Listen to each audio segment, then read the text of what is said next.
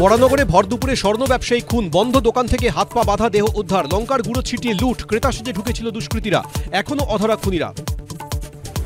বরানগর থানা থেকে 1 কিলোমিটার দূরে নৃশংস হত্যাকাণ্ড, আতঙ্কে স্থানীয়রা। সিসিটিভি বন্ধ দেখে সন্দেহ ছেলের, দিল্লি থেকে প্রতিবেশীদের ফোন, ঘটনাস্থলে সিপি, দ্রুত গ্রেফতারের আশ্বাস।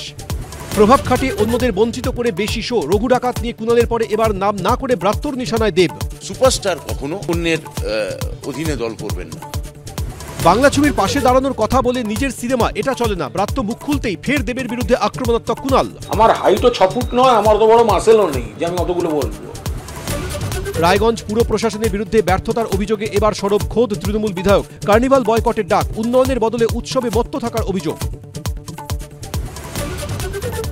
কাল রেড রোডে কার্নিভাল, অংশ নেবে 116টি পুজো কমিটি। প্রস্তুতি খতিয়ে দেখলেন মুখ্য সচিব ও পুলিশ কমিশনার।